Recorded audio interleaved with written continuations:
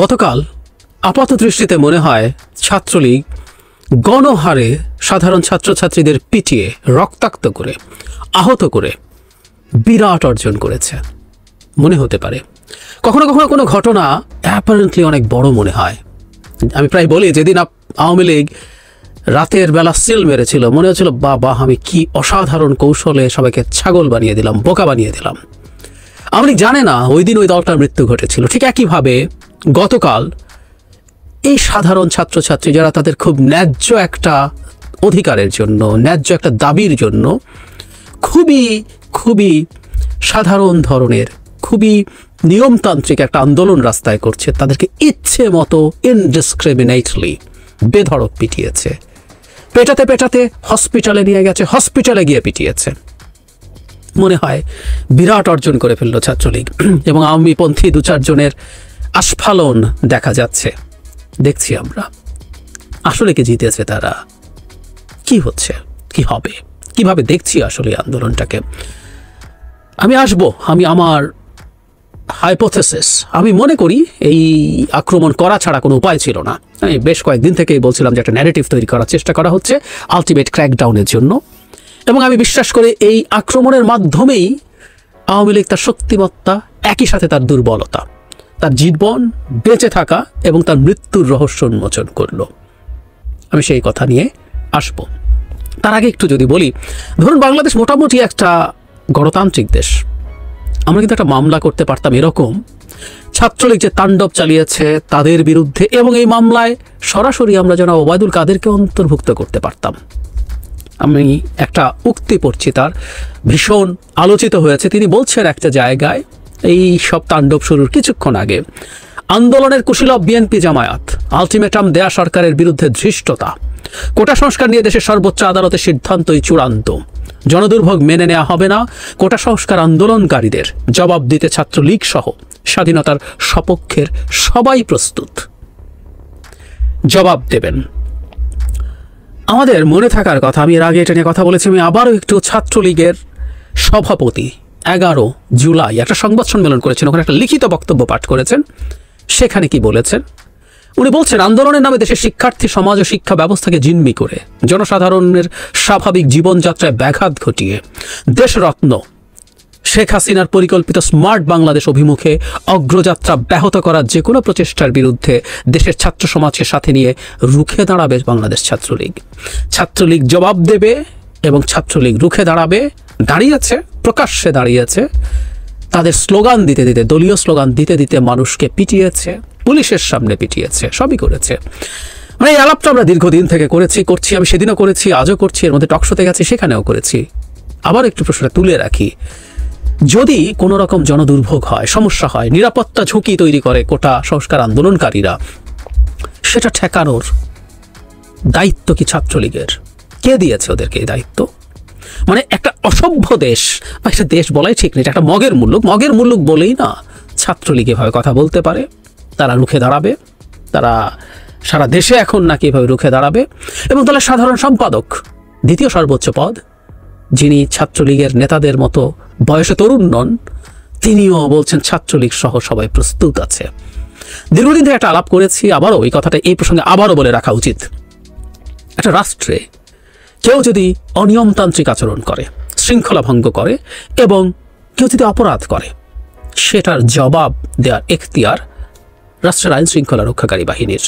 সেটা কিভাবে বল প্রয়োগ করছে, কতটুকু বল প্রয়োগ করছে, কার উপরে বল প্রয়োগ করছে, সেগুলো নিয়ে কথাবার্তা থাকবে। পুলিশও চাইলে যাতাভাবে পেটানো, গুলি করা, মামলা করা, এর বিরুদ্ধে আমরা সোচ্চার আছি। কিন্তু ওই ক্ষমতাটা তার। ছাত্রলীগকে, মানে আওয়ামী লীগ জানে না এইভাবে আহ্বান জানিয়ে বা কথা বলে তারা প্রকারান্তরে বাংলাদেশকে একটা মগের মুল্লুক বলছে, একটা ফেইল্ড স্টেট বলছে। ইয়াস, আওয়ামী লীগ তার ন্যারেটিভ দিয়েই বাংলাদেশকে, তার আচরণ দিয়েই বাংলাদেশ যে একটা ব্যর্থ রাষ্ট্রে পরিণত হয়েছে, একটা মগের মুল্লুকে পরিণত হয়েছে, সেটা প্রমাণ করলো। একটা স্টেটের সাথে একটা মগের মুল্লুকের ডিফারেন্সের জায়গাটা এটা, যেটা স্টেটে শুধুমাত্র শক্তি না, ওখানে রাষ্ট্র বল প্রয়োগ করে। State is a coercive organisation, সে বল প্রয়োগ করতে পারে, কিন্তু তার বল প্রয়োগের কতগুলো রীতিনীতি আছে, প্যারামিটার্স আছে, সেটা ঠিক করে দেয় সংবিধান, আইন, এগুলো। আপনি আইনের মাধ্যমে কাউকে মেরেও ফেলতে পারেন। তাই রাষ্ট্র যখন কাউকে এমনি এমনি খুন করত, আমি এক্সট্রা জুডিশিয়াল কিলিংয়ের কথা বলছি, যেটা ক্রস ফায়ার বা এনকাউন্টারের নামে হয়েছে, সেটাও মগের মুল্লুকেরই লক্ষণ। আপনার শক্তি আছে, আপনি নিয়ে মেরে ফেললেন, ওটা তো রাষ্ট্রের যে কোনো নাগরিক পারে, একটা পেটি অপরাধী পারে, যে কেউকে খুন করে ফেললাম। রাষ্ট্রের সক্ষমতা হচ্ছে এটা তার একটা অর্গানাইজড স্ট্রাকচার্ড বল প্রয়োগ করার সিস্টেম আছে, এবং সে কিছু রীতিনীতির মাধ্যমে এভাবেই সে রাষ্ট্র হয়ে ওঠে। আওয়ামী লীগ রাষ্ট্রটাকে ভেঙে ফেলেছে। এটা শুধু ছাত্রলীগ এখন করছে তা না, নির্বাচনের আগে তো আওয়ামী লীগও করেছিল। তারা মোড়ে মোড়ে লাঠিসোঁটা নিয়ে দাঁড়িয়েছিল না, তারা বিএনপি জানমালের ক্ষতি করলে তারা রক্ষা করবে এসব বলে, মনে আছে নিশ্চয়ই। সো তারাই বলছে বাংলাদেশ আর রাষ্ট্র নাই, এটা মগের মুল্লুকে পরিণত হয়েছে। নানা রকম কথা বলছে, আমরা এগুলো কিছু বাই করি না। পুলিশের সামনে যেভাবে পিটিয়েছে, হসপিটালে ঢুকে পিটিয়েছে, এমার্জেন্সিতে বিরাট জিতে গেলাম, কি ক্ষমতা, কি তাকত দেখিয়ে দিলাম, কি হ্যাডাম দেখিয়ে দিলাম। নো নো, কেন সেটা মনে করি না, সেটা আসবো তারপর। এখন যে কথাটা বলার, সেটা শুরুর দিকে যেটা বলছিলাম, এই বল প্রয়োগ করাটা আসলে অনিবার্য ছিল, কারণ এই প্রেক্ষাপট তৈরি হচ্ছিল। আপনি ট্যাগ লাগাচ্ছিলেন রাজাকার, স্বাধীনতা বিরোধীদের প্রেতাত্মা ইত্যাদি ইত্যাদি। আপনি এগুলো করে আসলে এখানে বিএনপি জামাত ঢুকে পড়ছে, যে জনাব ওবায়দুল কাদের যেটা বললেন, এগুলো করে করে করে করে আপনি আসলে এদেরকে পিটিয়ে উঠে দিয়ে দিতে চেয়েছিলেন। আমাদের একটা জিনিস মনে রাখতে হবে, 2018 সালের সাথে এবারকার কোটা আন্দোলনের একটা জায়গায় ডিফারেন্স আছে। 2018 সালে সরকার যখন দাবি মেনে নিয়েছিল, সেই সময়টা কিন্তু সামনে নির্বাচন আছে, নির্বাচনকে মাথায় রেখে, যদিও এরপর আবার ওই নিরাপদ সড়কের জন্য আর একটা ঝামেলায় সরকার পড়েছিল, ওই সরকার সমস্যাটা খুব লম্বা সময় এগিয়ে নিতে চায়নি। এখন সরকার খুব স্বস্তিতে আছে তা না, এর অনেকগুলো লক্ষণ আছে, আমি আলাদা ভিডিও করব। কিন্তু যেহেতু নির্বাচনটা পার হয়ে গেছে, তার মনে হচ্ছে আমার এখনই খুব বড় চাপে। সুতরাং এখন এইবারকার আন্দোলনটা ডিফারেন্ট। এবার সরকারের জায়গা যেটা হবে, ওই যে বলেছিলাম, এই পেটানোর মাধ্যমে সরকার তার শক্তি এবং বেঁচে থাকা যেমন দেখালো, তার দুর্বলতা এবং মরে যাওয়াও দেখিয়ে দিল। ওই যে বলছিলাম, since it's not a state, এটা যেহেতু মগের মুল্লুকে বল যার, শক্তি যার, সেই টিকে থাকে, সেই যে কোনো কিছু করতে পারে, হ্যাডামি সব কিছু নির্ধারণ করে। সুতরাং এইটার মাধ্যমে সরকার আসলে বল প্রয়োগ করে দেখিয়ে দিল, দেখাতে চাইলো আমি এখন বল প্রয়োগ করতে পারি, আমার সেই সক্ষমতার জায়গাটা আছে। এবং এটাই সরকারকে ক্ষমতায় রাখে, সে ভীতি তৈরি করলো। নারীদেরকে যেভাবে পেটালো, কিছু ছবি ছড়িয়ে পড়েছে, গ্রাফিক ছবি আমাদের চোখের সামনে পড়েছে, কিভাবে আহত করেছে নারীদেরকে, মেয়ে ছাত্রীদেরকে, ছাত্ররা, মানে ঢাকা মেডিকেল কলেজ হসপিটালে মানে রীতিমতো যুদ্ধাবস্থায় যেরকম পরিস্থিতি হয়, সেই রকম পরিস্থিতি, সেরকম আহতের সংখ্যা, আহতের রকম দেখা গেছে, ভিডিও দেখেছি, ছবি দেখেছি আমরা সবাই। এটা শুধু ঢাকায় না, বিভিন্ন জায়গায়, জাহাঙ্গীরনগর ইউনিভার্সিটিতে, চিটাগং ইউনিভার্সিটিতে। রিপিট, আগেও বলেছি, আমরা এই বাইরের গুলো নিয়ে কথা কম বলি। তার মানে একযোগে একসাথে প্ল্যান করে অলমোস্ট সিনক্রোনাইজড হয়েছে, রাতে হয়েছিল, তারপর দিনের বেলা আরও বেশ কয়েকটা জায়গায় হয়েছে। এই বল প্রয়োগ করে সে দেখিয়ে দিয়েছে বল প্রয়োগ করতে পারে, এবং আমি ভয়ঙ্কর বল প্রয়োগ করতে পারি, কাউকে ছাড়ি না। তুমি মেয়ে হয়েছে তো কি হয়েছে, পিটিয়ে লম্বা করে দেবো, সাইজ করে দেবো। অস্ত্র নিয়ে নেমেছে, ছবি দেখেছি না আমরা, দেখেছি। এবং হেলমেটও অনেক বেশি ছিল না, রীতিমতো ফেস টেস দেখিয়ে গেছে, কারণ তারা জানে কিছু আসে যায় না। আবারও বলছি, ইটস নট এ স্টেট। ফলে সে বল প্রয়োগ করলো, এবং এটাই তার ক্ষমতার উৎস, এটাই সে দেখাতে চেয়েছে। সুতরাং হামলাটা অনিবার্য ছিল। হামলাটা পুলিশ দিয়ে হয়নি কেন? পুলিশ নানান কারণে আমার ধারণা এখন চাপে আছে। একটা হলো আমেরিকা দুর্নীতি বিরোধী যে আলাপ শুরু করেছে, সেই আলাপের মধ্যে তাদের দুইজন খুবই গুরুত্বপূর্ণ লোক, বেনজির এবং আসাদুজ্জামান মিয়া ধরা পড়েছেন, আরও কেনাকে ধরা পড়ে ঠিক নাই। এবং এই ঝুঁকির জায়গা তাদের মধ্য থেকে আছে, এই ভীতি আছে, এবং সরকারও সেই অর্থে তাদের পাশে ওভাবে দাঁড়াচ্ছে না। তারা কিছুটা দ্বিধাদ্বন্দ্বে থাকতে পারে, আর যদি দ্বিধাদ্বন্দ্বে নাও থাকে, তাদেরকে দিয়ে ক্র্যাকডাউনের ইম্প্যাক্ট গ্লোবালি অনেক বেশি হবে। রাষ্ট্র যখন তার পোশাক পরা বাহিনী দিয়ে বল প্রয়োগ করে, সরকার যখন সেটা করে, তখন সেটার ইম্প্যাক্ট বেশি হয়। তাই ছাত্রদেরকে দিয়ে, ছাত্রলীগকে লেলিয়ে দিয়ে, ওদেরকে লেলিয়ে দেওয়া হয়, লেলিয়ে দিয়ে কাজটা করানো হয়েছে। কিন্তু বল প্রয়োগ করে এটা এস্টাবলিশ করা, সো সরকারের বল প্রয়োগ করতে পারে। আবার পাল্টা যেভাবে এটা তার দুর্বলতা, সরকার বল প্রয়োগের মাধ্যমে ক্ষমতা টিকে আছে, এটাই তার দুর্বলতা, এটাই তার দুর্বলতার জায়গা। কারণ আপনি যখন একটা মগের মুল্লুকে পরিণত করেন একটা রাষ্ট্রকে, তখন পাল্টা বল প্রয়োগের পরিস্থিতি তৈরি হতে পারে, বা আপনার অন্তর্গত বল প্রয়োগ জড়িত দুর্বলতা তৈরি হতে পারে। আপনি আর আগের মতো বল প্রয়োগ করতে পারছেন না। বল প্রয়োগ যারা করে, সেটা আপনার দলের ক্যাডার এবং পোশাক পরা ক্যাডার, আমাদের পুলিশ বাহিনী রাষ্ট্রের পুলিশ বাহিনী নাই আর, তারা যদি কোনো কারণে দ্বিধায় ভোগে, বল প্রয়োগ করতে দ্বিধাগ্রস্ত হয়, তখনই কিন্তু আপনার ক্ষমতার মূল সমস্যাটা শুরু হয়ে যায়। এবং রাস্তার ডেমনস্ট্রেশন আমরা খেয়াল করেছি, বিএনপি গত নির্বাচনের আগে, দামি নির্বাচনের কথা বলছি, তার আগে তারপরে যখনই তারা সমাবেশ করেছে, ইভেন 7 তারিখের পরও বিএনপি একটা মাত্র সমাবেশ করেছে বেগম খালেদা জিয়ার মুক্তির জন্য, তার বিদেশে চিকিৎসার জন্য, সেটাতেও আওয়ামী লীগ রাস্তায় ছিল। তার অ্যাকিলেস হিল, তার দুর্বলতার মূল পয়েন্ট, সেটা হচ্ছে এই একই জায়গায় রাস্তায় থাকতে হবে এবং বল প্রয়োগের বিরুদ্ধে দাঁড়াতে হবে, বল প্রয়োগের বিরুদ্ধে দাঁড়াতে হবে। আজকে ছাত্ররা দাঁড়িয়েছে, তারা মাঠ ছেড়ে যাচ্ছে না, সেই রকম ঘোষণা অলরেডি দিয়েছে। আজই তারা বিক্ষোভ মিছিল করবে বিভিন্ন জায়গায়, তাদের অন্য কর্মসূচি আসবে।